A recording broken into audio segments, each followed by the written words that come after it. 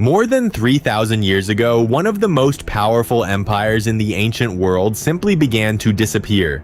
Its name was Hatti, the Empire of the Hittites. From their capital at Hattusa, the Hittites controlled much of Anatolia and challenged the great powers of the ancient Near East. They had armies, fortified cities, enormous temples, scribes, and an elaborate system for collecting and storing grain. But an empire built on grain has one terrifying weakness: it needs rain. And sometime around the end of the 13th century BCE, the climate of central Anatolia began becoming increasingly dry.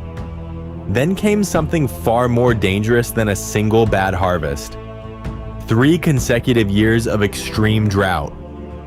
Around 1198 to 1196 BCE, the trees themselves recorded an extraordinary lack of moisture.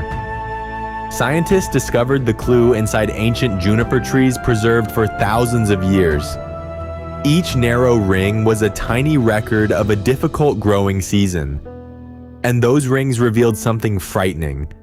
The drought was not simply severe.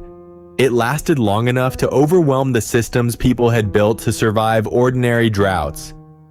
Fields produced less grain. Granaries began losing their reserves.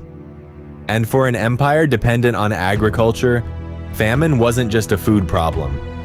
It could become a political problem. A hungry population becomes harder to govern. Armies become harder to supply. Trade becomes more important, just when neighboring regions may also be struggling. The Hittite state was already facing political and economic pressures. So the drought may have been the spark that pushed an already stressed system beyond its ability to recover. Then around 1200 BCE, the Hittite imperial system collapsed. Hattusa was abandoned, and the empire that had dominated Anatolia for centuries disappeared as a major political power. But here's the important part.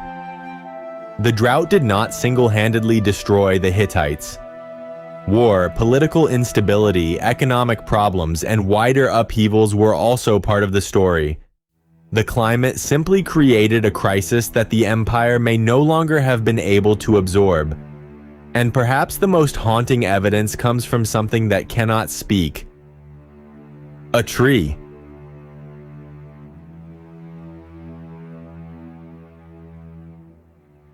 Flomside bourbon for the thirsty father yeses.